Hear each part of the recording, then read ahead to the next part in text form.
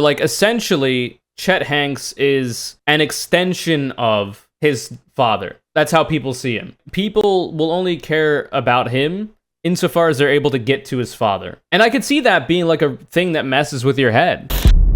Channel 5, the Chet Hanks interview. Your favorite Jamaican man, white boy summer enthusiast, and noted hesitant for the jab, unfortunately so. How the mighty have fallen. Let's see what's up. I was hooking up with this chick. One day, she was on the phone with her family in Jamaica, and she was really in the middle of a heated conversation. Tell that clot girl me know what. I really had no idea what the fuck she was saying. And her friend said, "Feel me picnic in the car with me so I can't chat." I'm like, wow. So wait, break that down.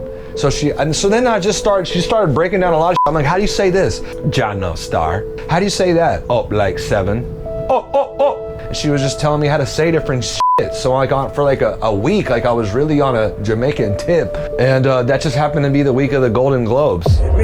Father Tom Hanks presenting in a white, soon forward come. Big up the whole island, massive. It's your boy Chetana, coming straight from that Golden Globes, you want to big up, tune in.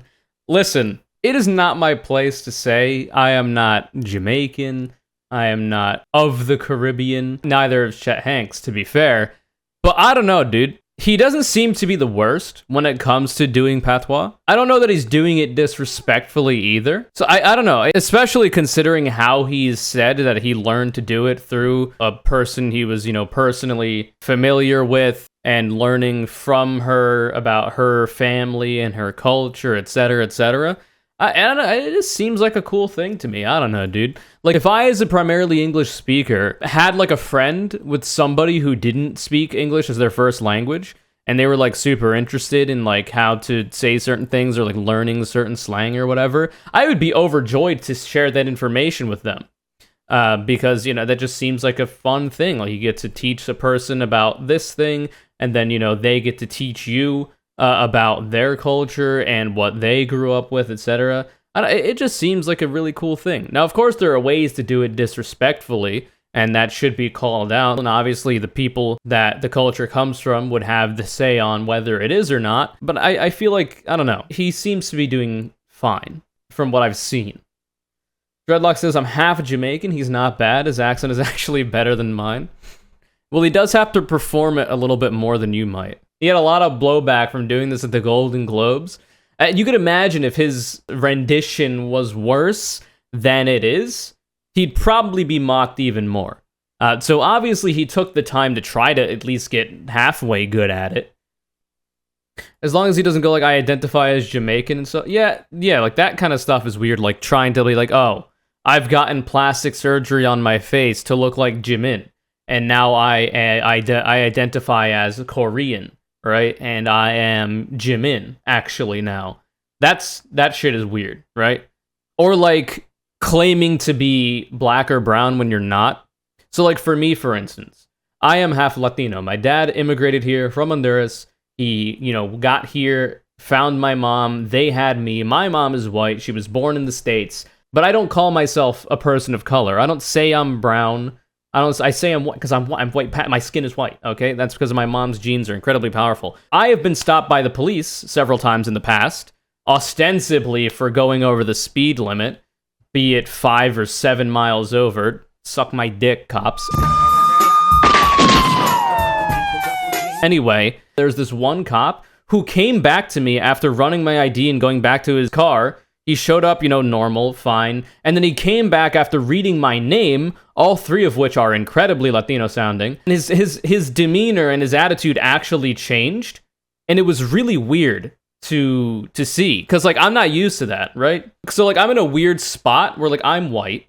People see me as that. But if you learn more about me, like my background, like my father, my name, then I start seeing like some of the negative effects of being mixed, I guess you could say. Mockery accent use is super rude and a big no. I think it depends on who you're mocking, to be fair. Like, I think you can mock the British and not really have much of an issue with that because of, the history of that island, right?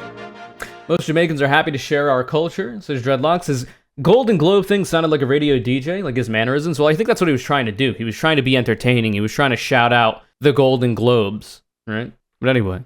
Big up, tune in. I turned my phone on and the video had gone totally viral. Yeah, that's Chet, you guys. I am shook and frankly, hella confused. What is that? Wait, I'm sorry. Wait, can we run that back? Like, Guys, I am shook and like, do you understand? This lady, who is ostensibly white, is also appropriating AAVE. Shook and other such terminology came from the black population, African Americans, etc. Like, it's African American vernacular English is AAVE for those of you who don't know, and she's quite literally appropriating it right now. It's kind of a glass houses situation for this one, unfortunately. Now, of course, Chet Hanks is actually doing the appropriation, I guess, performing it better. Like, his accent is better, where she's just like, I'm shook. I don't know, dude. I think what she's doing is actually worse in some ways. I don't know. That's kind of interesting. She's appropriating it probably worse than Chet is. Yeah, that's the funny thing, too. If you're not an impersonator that goes hard with accents, putting on one that isn't yours is generally considered offensive. But like I say, there are different levels to how offensive you can be. Like, getting mad over me doing a bad English accent is not the same as getting mad at me over doing like a bad Spanish accent or whatever. Or like a bad Chinese accent.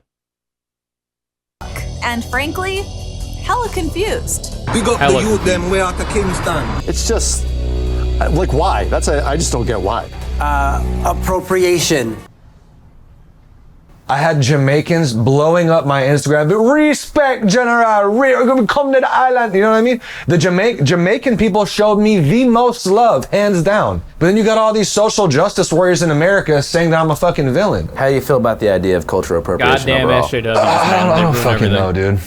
If I'm interested in fucking bullfighting, I can fly to Spain and go watch a bullfight. And if I want to go talk to a matador and say, hey, bro, can you teach me how to fucking fight the bulls? And he's like, hell yeah, bro. Here, put this on. He's stoked that I'm stoked, right? Some asshole out there is gonna say I'm fucked up because I'm culturally appropriating the matador culture. But I'm not even like mad though, because all these haters, they're on the way out, dude. There's more people that fuck with what the fuck I'm saying than there's people that are angry about what the fuck y'all talking about, and that's a motherfucking fact. Big up the whole island, them man. Andrew, no. Andrew, why? Andrew tries his best, you know? He puts himself in a lot of weird situations, okay? He tries to go with the flow. He tries to, you know, get in touch with the people that he's interviewing and talking to. But I don't know how good that was. Like, I won't even try. I'm not going to try it, okay? Because I know I'm not going to be very good. I would have to practice for a while to attempt to do this. Because I that's just not something I've practiced, okay? I'm gonna hear it again though. All talking about, and that's a motherfucking fact. Big up the whole island, them man. Just don't do that. Don't even do that. Why not? You just need to practice before you go on like a stage like that. Big up the youth, them. No, don't do that, dude. How did I do it wrong? I don't understand. Big up, say it with passion, bro. Big up the youth, them. Big up the youth, them. I think we almost sounded the same. Can you coach him through This this? is starting to stress me out. Breaking news. Breaking news. You're watching Channel 5 with Andrew Callaghan. Andrew Callaghan, best journalist alive. This is true. Many are saying this, actually. So what was it like for you growing up as the son of a prominent celebrity? And it was really kind of like a double-edged sword. People assume, and I just live Suffering from success. Here we go. this life, like super privileged life, like Richie Rich, you know what I mean? And that just wasn't the case. And it was actually the opposite. Damn, I got these bitches shook. That's a really good transition.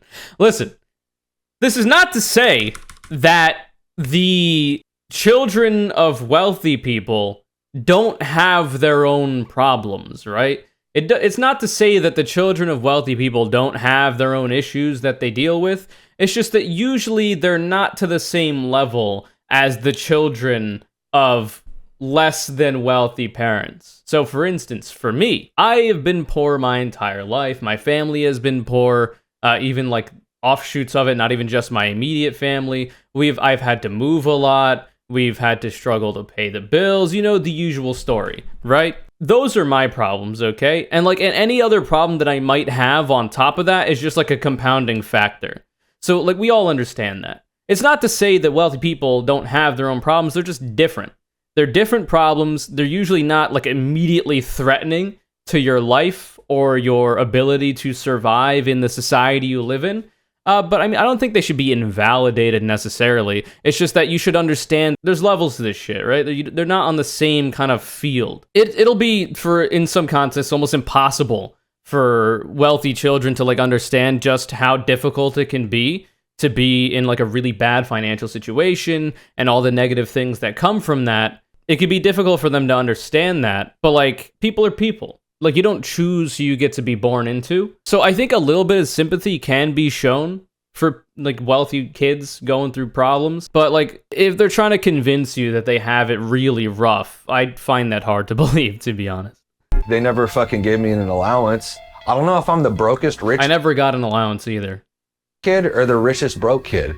I love my mom and dad a lot, but it was kind of inevitable that I rebelled because they had me like on a really short leash. For example, like when I got caught smoking weed, right? My mom was out in absolute hysterics. Oh God! You know what I mean? Like it was bad. I got sent away to a fucking wilderness program when I was 17. It was 4 in the morning. What is that? I assume it's like a Halloween costume. The lights flip on. There's 2 huge dudes in my room. Bodybuilder looking like bouncer types, bald heads. They're like, you're coming with us. We can do this the easy way or the hard way. And they just, you know, put me in the back of a car and drove me out to the middle of nowhere. This was in my junior year of high school, and I never returned. Do you ever feel like you wish Wait, you but had... you're here right now.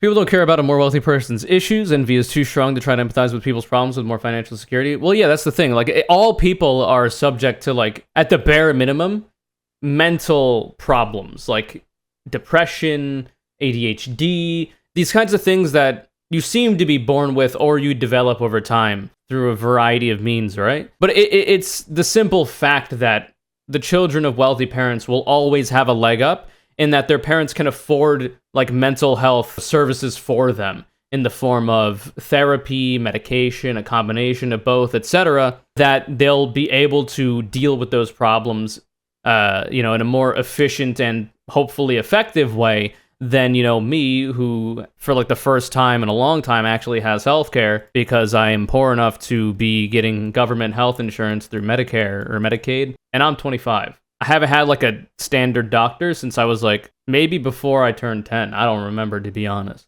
So like obviously, like I said, there's levels to it, but I don't know that we can immediately discount the things that, wealthy kids go through. Do you think you would have succeeded to the same degree on social media if you were a blank slate? Probably not.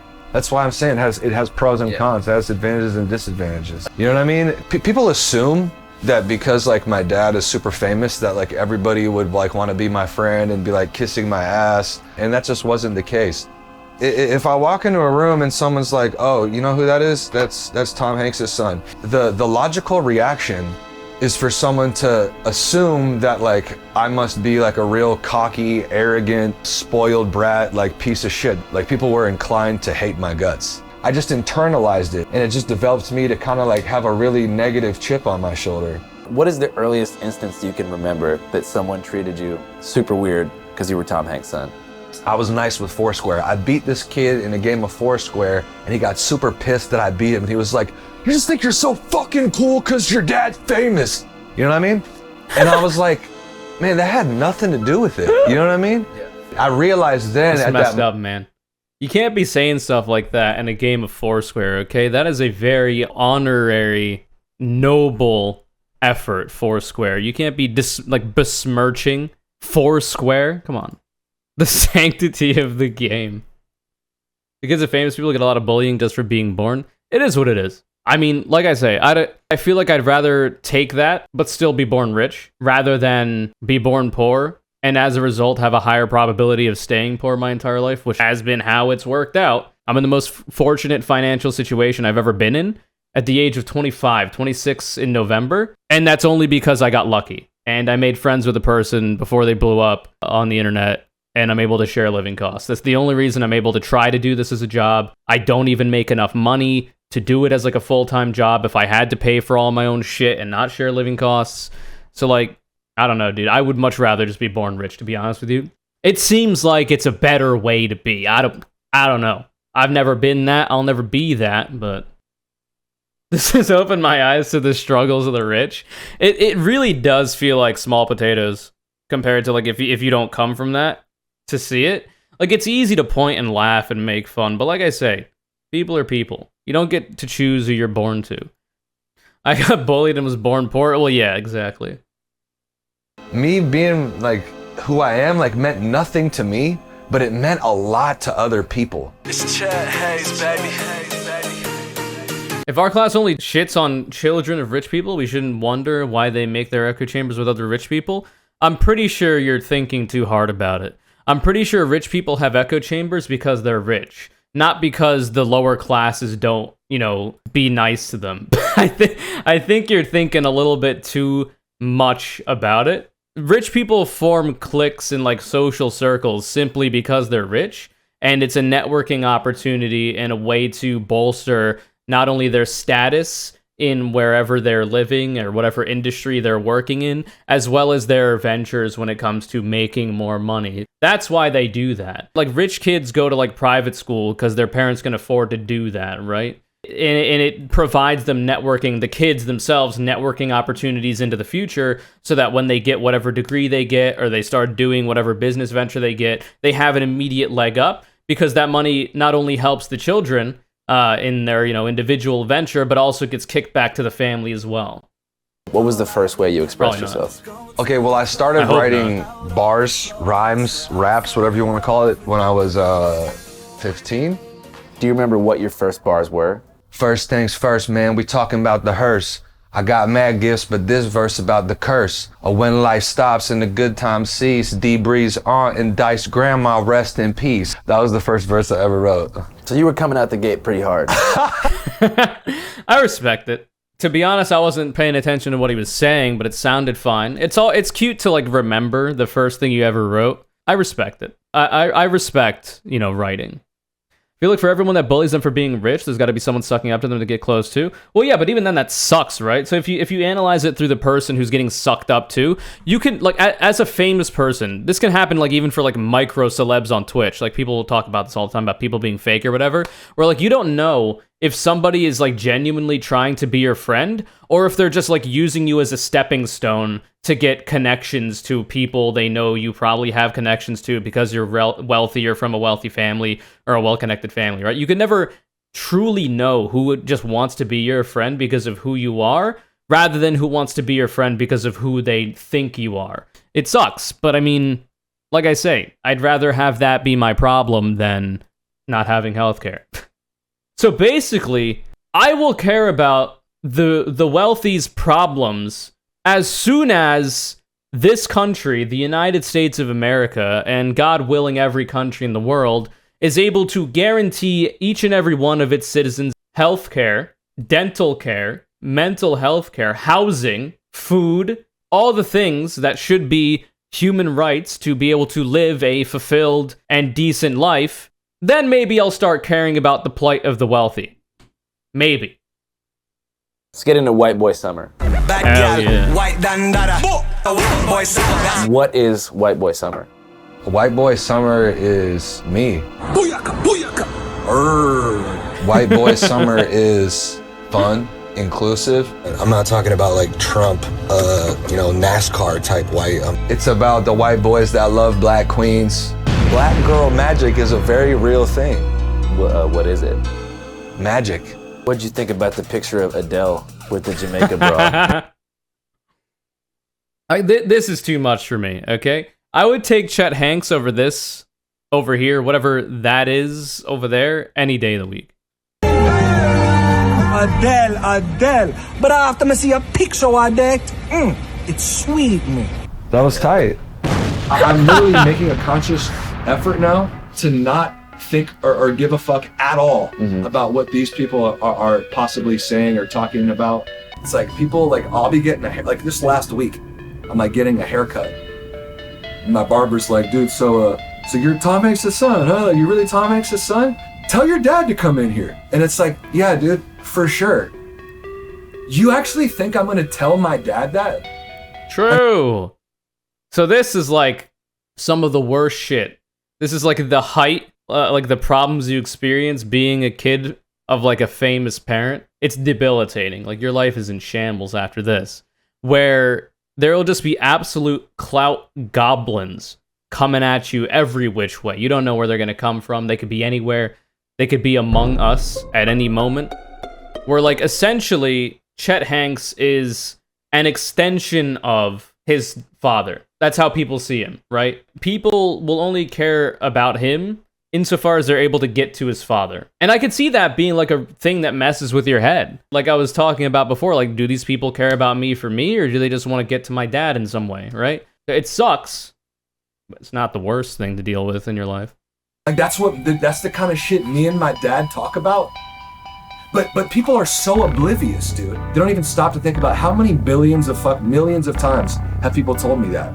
Oh shit, that's actually funny, Obelisk, now that you mentioned that. You said, Yo Connor, you know Vouch?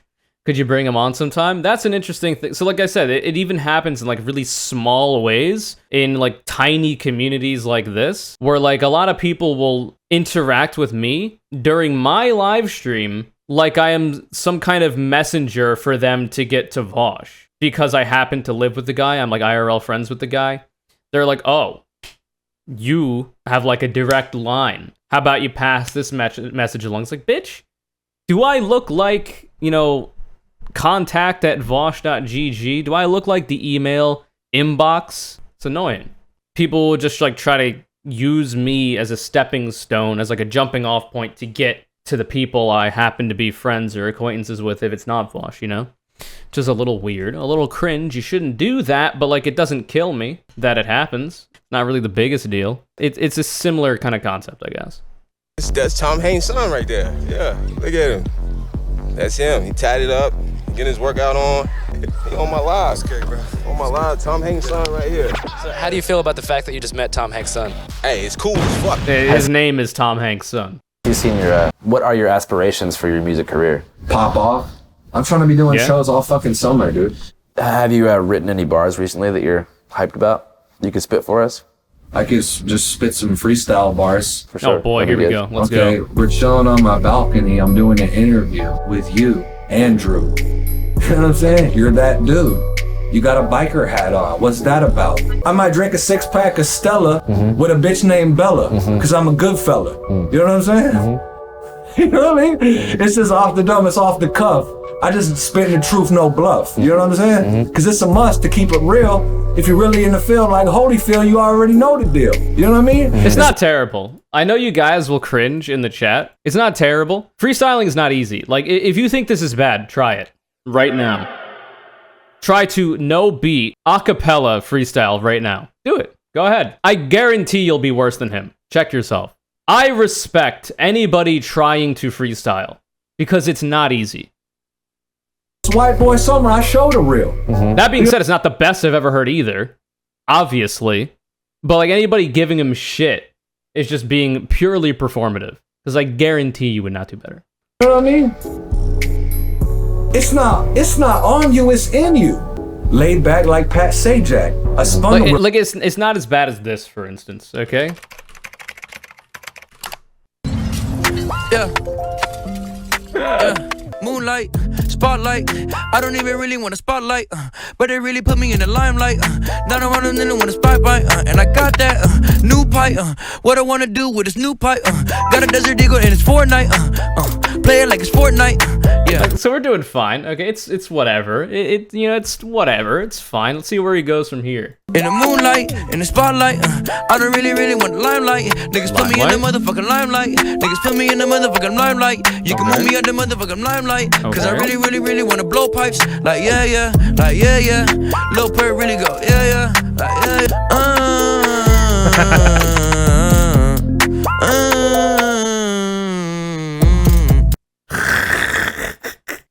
It's not as bad as that, okay? Wheel of Fortune. You know what I'm saying? I got a bitch, she's gorgeous. I'm trying to make it to the Forbes list. You know what I'm saying? I'm just chilling on the porch, bitch. You know what I'm saying? The instrumental they've been using in the back for this reminds me of that one Drake song. Which one is it? It's got like a female vocals talking about how Drake, I know you have it bad, but like you're doing your best or some shit like that. Does anybody know? Aha! From Time. Yeah, that one.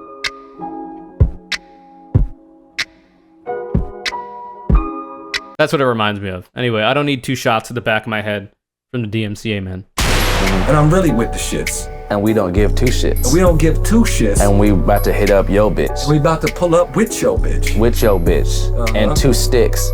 12 bricks. Okay. Let's go. At the badminton club, finna empty out the clip. White boy summer on a broke bitch. Badminton club. Come on, man. One more time. Breaking news. Breaking news.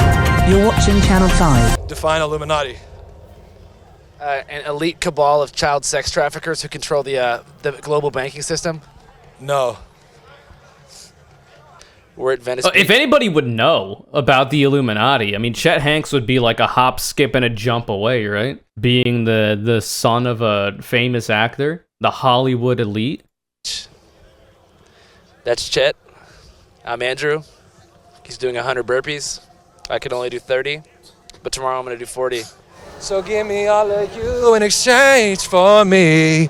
For me. Hey, pop that shit up, man. Yeah, come on, man. Channel 5 is too good for this earth. People are just inclined to rap in Angie's presence. True. Anyway, it's a good video. That was entertaining. I'm inclined to agree. In summary, I'm here to defend any wealthy kid from like famous parents from any criticism, so long as you give me money. Just kidding.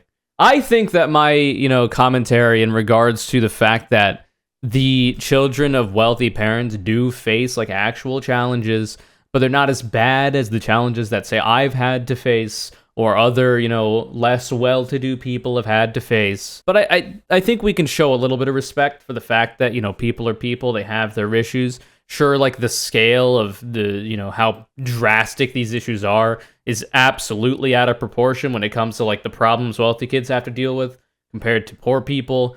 But I don't know, dude.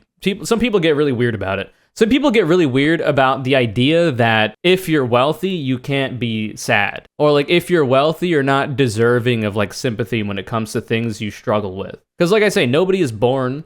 Nobody asked to be born, right? Nobody asked who to be born to. And nobody asked to have any, kind of like mental issues that you might have. Seems like everybody, regardless of their socioeconomic status, has a likelihood to struggle from depression or other, mental illnesses that are real, that need real attention, and can be problematic to a person's life. Now, of course, wealthy people have the resources to be able to get good mental health care, access to therapy, medication, etc. So, like, I understand that it's not the same, okay? I am a poor. I've been a poor. I'm staying a poor for the foreseeable future unless this shit kicks off. So just understand where I'm coming from when I, softly defend issues that people go through regardless of their socioeconomic status.